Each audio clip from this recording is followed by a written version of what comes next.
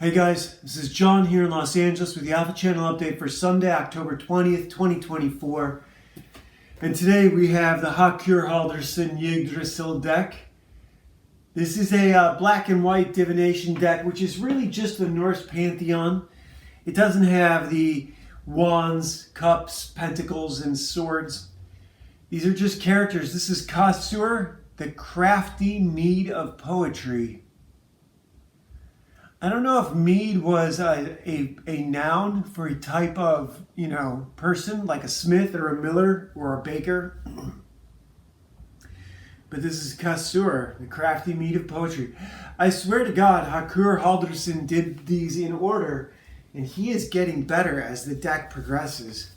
Today we're doing Conan 251, and what I want to talk about today is speculators in comics.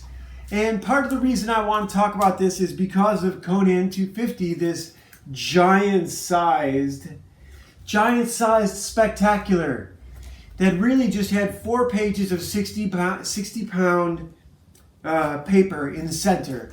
There might have been an extra sheet of comic book, maybe. It certainly wasn't better in terms of quality. It was obvious that this creative team was checking out. From issue 247, 48, 49, and 50, there was a 4-issue arc that they were wrapping up their time, their contract on this book. And they were probably exhausted and didn't know how to do any more of it. They'd done so much of it, and it's the same thing over and over and over again. This army and this wizard and that wizard and this spell and that victim and this hostage and that chain, that cave, that jail cell, that prince, that king. It all became so rote after a while. And here we get, this is an interesting bit. This is very much is a single pocket episode, but the characters from last issue carry over, and not Sonya and Zula.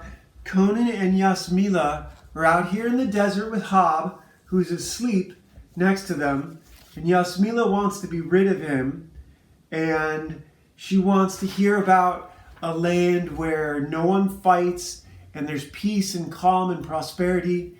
And Conan says, basically everywhere I've been, people are at each other's throats all the time. And yeah, for 250 issues, that's exactly right. That's what we expect. And that's how it was. Let's be honest about that too. So here he tells her, the closest I ever came to that, the closest I ever saw to what you're talking about, is this place called Ravenswork. Mont Saint-Michel is named after St. Michael, and this looks like it a little bit. St. Michael, and the patron is the eagle. These days, France is trying to be more secular, and they're trying to change it into make the eagle the patron saint of Mont Saint-Michel.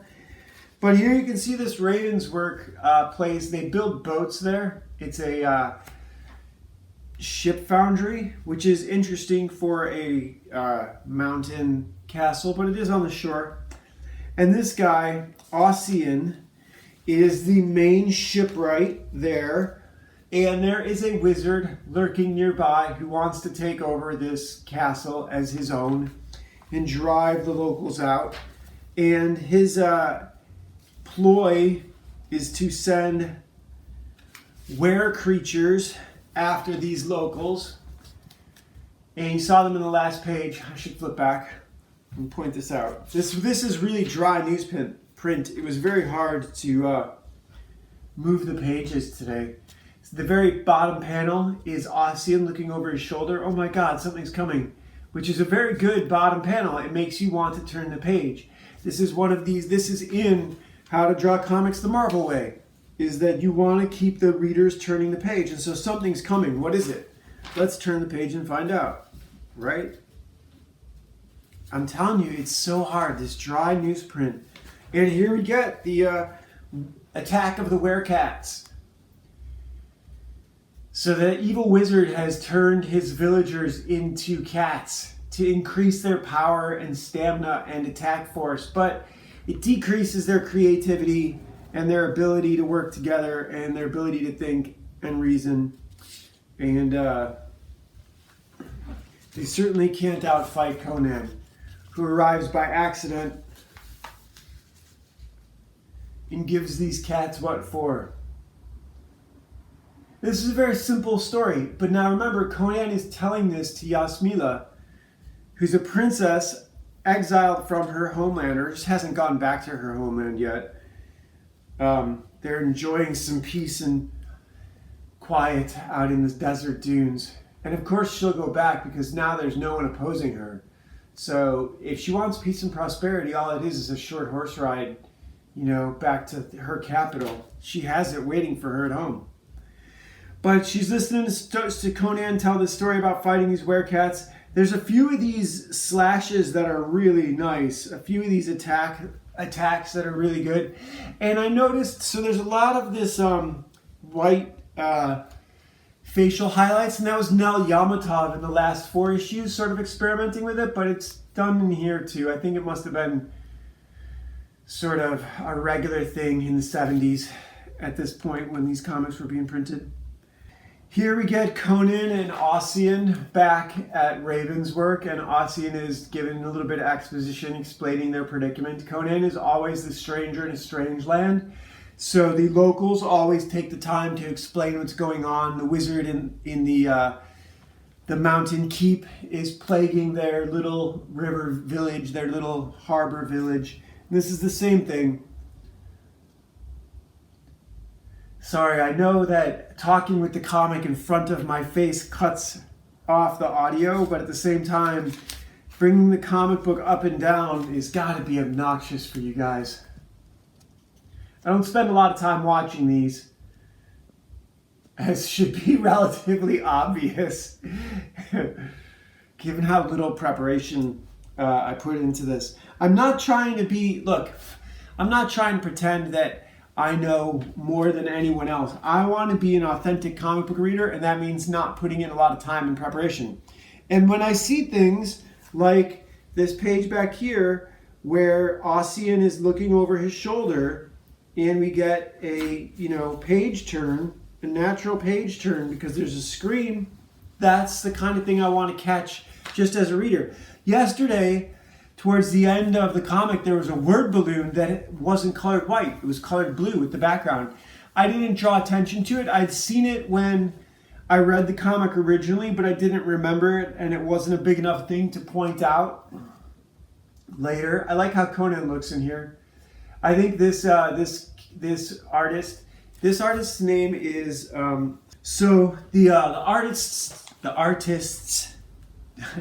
artists doing this issue are Tony DeZunga on these first pages called The Frame, and Sandy Plunkett on the main bulk of the comic. And Sandy Plunkett also did the cover. He signed it down here somewhere. I saw it earlier when I was looking at it. It's a decent cover. And it's a decent, look at this. This is very much Valeria, sword and sorcery, dragons. Conan didn't have a lot of dragons in his stuff, which is interesting because check this story out. This is the introduction to the bad guy, the evil wizard. His name is Shir Lu in this, or Xing Lu, very close to Shir Lao, which I think is the snake in Jungle Book with Mowgli. And so here's the cats. Conan, I've seen this pose in a few of the Savage Sword stories, and maybe those are by Sandy Plunkett also, or by one of the other artists. But I've seen that in one of the famous stories, and here's the slashes. Some of them, yeah, look at the slashes on this page. I would love to have this page in black and white framed on the wall. Look at that. He takes this cat to town. They could have drawn the bottom panel, the cat cut in half and put in a lot of blood. I certainly would have. I would have not hesitated. That's one thing that you always were able to get in comics in the 80s and 90s and 2000s that wasn't available on TV was serious violence. Wolverine, The Punisher, Conan. This is why this page right here is why Conan will never be a viable cartoon. because you need the main character to be the most savage person in the room, the most bloodthirsty. Knowing is half the battle, but the other half of the battle is ruthless violence on a wild animal level. I love that the covers got him with a tiger.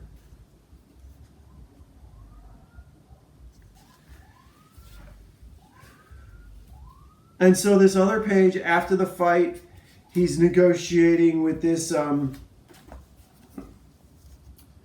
king, this Ossian, who's really a shipwright, but he's really kind of like the king of this city-state. He just also happens to be an engineer.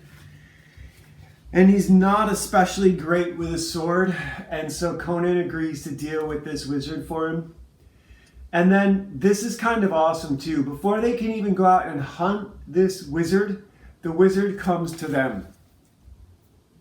He's trying to figure out what to do himself. He realizes that Conan is a bigger problem than these fishermen, which is essentially what the other way that they make a living.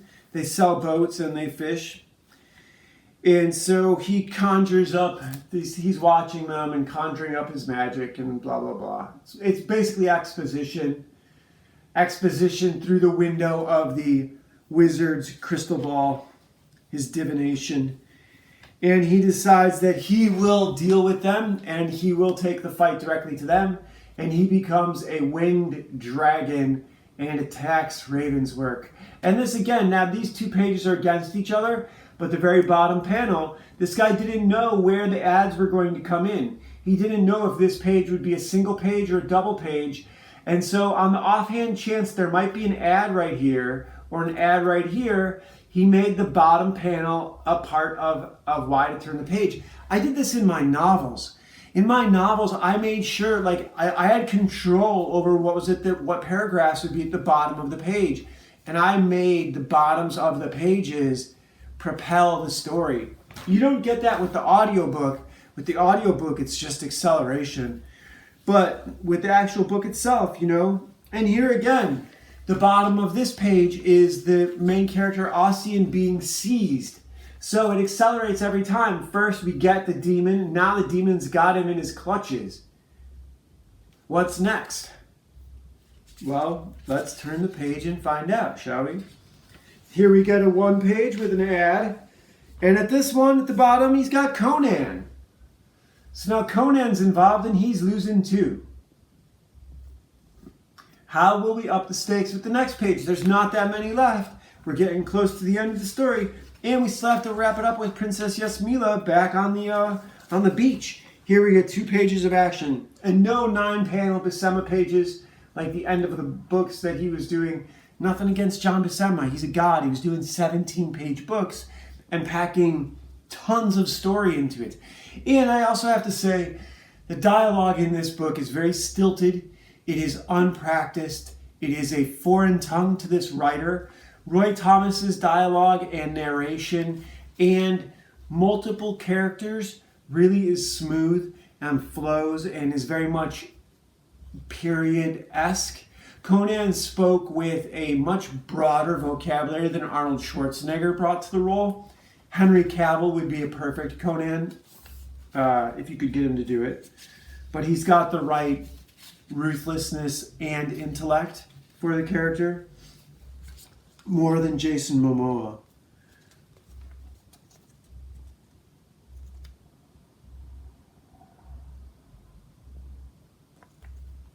Yeah. Does it get better than that? So I should explain what happens. They sprint away from the monster and get it to chase them under the scaffolding. But Ossian is a little bit slower than Conan, or maybe Ossian waits to push out that pillar and the scaffolding collapses on both of them. Part of the conversation they have back here, some of the exposition they have before they're fighting, which is, this newsprint is so hard to turn. But some of the exposition that Ossian and Conan have is Conan couldn't stand to live in one city-state. He has to travel, he has to see the world, which is part of what the very opening frame is about, is Princess Yasmila only knows her kingdom. She hasn't seen the world and she's incredibly jealous of Conan and she wants to believe that the grass is greener on the other side. As someone who grew up in a small town and then traveled the world with the Marine Corps and then traveled the world with Hollywood and then traveled the world with the fashion industry, I've seen the world from a few different perspectives. With the Marine Corps, it's a very different world than you see with Hollywood. And that Hollywood is a very different world than you see going to Fashion Week in New York and wherever else. So Conan's seen all of that, and he doesn't think he could live in one place like Ravenswork and just fight off the next wizard and the next mercenary, the next blah, blah, blah. He has to travel. He has to be somewhere where there's lots to do. And this guy, Ossian, whether willfully or accidentally sacrificed himself, it's not really clear. It seems that he did it willfully. And he has a broken spine and cannot walk. And Conan stays for a little while to see him fixed up. But then, remember that we're just listening to his story that he's telling to Princess Yasmila. Here we get the other artists. Tony DeZunga.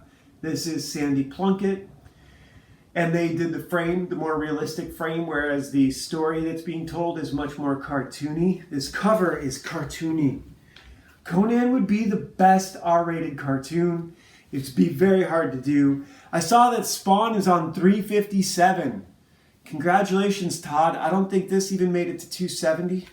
Congratulations, Todd. I saw that there was a fight at the New York Comic Con over the Peaches Momoko cover.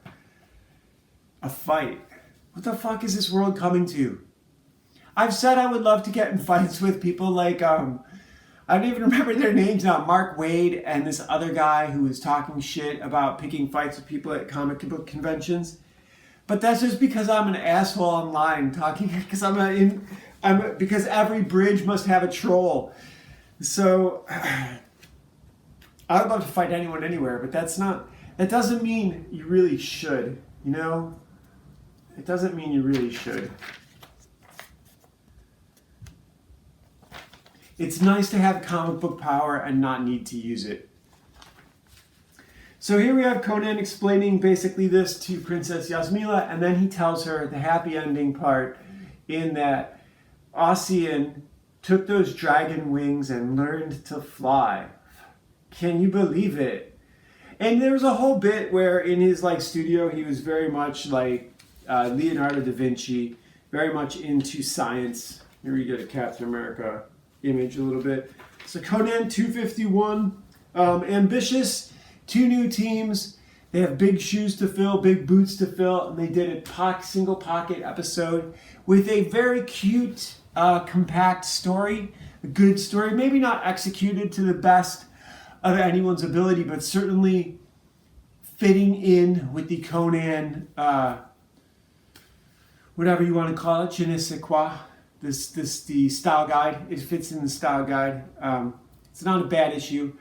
But I still want to talk about speculators in comics. And I have bragged about how much money I made on Something's Killing the Children.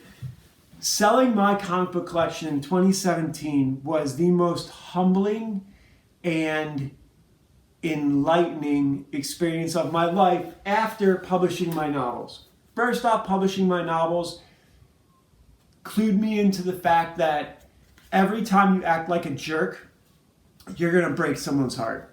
And I've been doing that a lot on here. I've been talking a lot of shit about savage sub-Saharan Africans and, greedy Jews who are out to corrupt our culture. And that's part of the brand. And it's partially true. And I reserve the right to be conflicted about all this stuff. I reserve the right to be schizophrenic about it because I am very much of one mind, the engineering mind, and another mind, the artistic mind. So I will contradict myself on this channel. I'm not running for office. I'm not asking you to vote for me. I am out here promoting a brand, and I am looking for... Fans is not the right word. I'm looking to build an audience and not treat that audience with contempt, as I have seen many other creators do. I'm out here to challenge my audience because, look, if I can do this stuff, you can do it too. And if it's a lot of hard work and maybe this isn't what's right for you, maybe there's some other thing that's right for you, whether it's riding a skateboard or lifting weights or singing or teaching children how to swim. There's something out there that's more than your menial day-to-day job. If your day-to-day job is not doing, if you haven't, in Buddhism they say the work of your life is to find the work of your life and then to give yourself to it. But finding it is the hard part. Once you find what you're supposed to be doing, just throw yourself into it. I've found what I'm supposed to be doing, and there's been some stumbles and some transgressions along the way. I've gone away from it and come back, and I still am not, I have several paths. I don't believe short stories or audiobooks or novels or video games or comic books is the one way for me. But I do believe that story is my key to a happy, fulfilling life. I did 4 chapters today. I didn't do any new flat colors. So the pictures that have been at the ends of the last 2 videos are not going to be at the end of this one. If you want to see those, jump back to yesterday or the day before. Yesterday has the most complete set, but they won't be here today. I didn't do any new images today, but I did 4 chapters. I advanced my characters past a sticking point that it was just hard to write through. 4 like 600 to 800 word chapters, so probably almost 2,000. Well, yeah, 2,400 words probably. So I'm pretty proud of that. For a single day. I mean, it's Sunday. I don't have anything to do except work and watch skateboarding videos and make fun of people on Twitter. So my life is pretty good right now. I have no complaints. I do want to talk about chapter 5, part 5. Was it 5? No, it would be chapter 4, part 6, because there's 2 prologues in Legacy of Mad Scientist.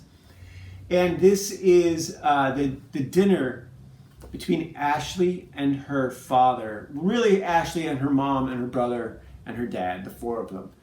And they're going to talk about registering her for summer camp, and she wants to go to ballet camp, and her dad is insisting that she goes to kung fu camp.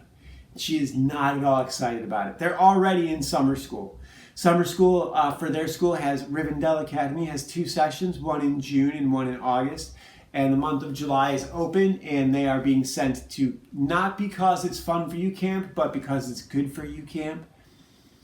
And she has to go to Kung Fu camp because she does ballet all year long. And she really wants to go to this prestigious ballet camp, and her dad says no, she has to learn how to fight. And her brother gets to go to science camp because he doesn't care what he goes to do. And she gets in a big argument with her father about, well, what if he wanted to study Kung Fu? Would he have to, or what if he wanted to study Kung Fu? Would he have to take dance? Your dad says, yeah, or something like that. Some kind of art, maybe watercolor, maybe, painting, maybe this or that. But essentially, you'd want something to balance a boy, a male child who wanted to study aggression and fighting. Whereas with a girl, he tells her, you need to build your sense of self-esteem, your ability to fight back, your ability to, you've got the physical grace and stamina of a dancer, but now you also need to know how to defend yourself, just to be a good, well-rounded person. And to be able to defend your friends. What if you're out with your friends and someone jumps the lot of you, So that's the conversation that happens in the 4th chapter, actually part 6 after the 2 prologues. It might still be in the first hour or so, probably. And then shortly after that, Dr. Fox gets called away from his family because of the Project Epsilon disaster. And that's when things really start to accelerate and roll downhill for the family. So also we've got Ashley Fox Ninja Babysitter, The Last Valkyrie. What happens to you when you die? Will you get promoted to a Valkyrie? If you are a babysitter, be very careful to watch the kids, because if you miss your chance to rescue one of them, to sacrifice yourself rescuing a kid, you might lose your chance to become a Valkyrie. And Ashley's died so many times, it's easy for her to get promoted to Valkyrie. Valeria doesn't have to do a lot of work. So This is out here as a PDF. It's also on our website, ashleyfox.ninja. And you can check out our other website, my other website, alphachannel.games, spelled the proper way, ALPHA.games, alphachannel.games. They should both be links in the description. So, all right, see you guys tomorrow. Bye.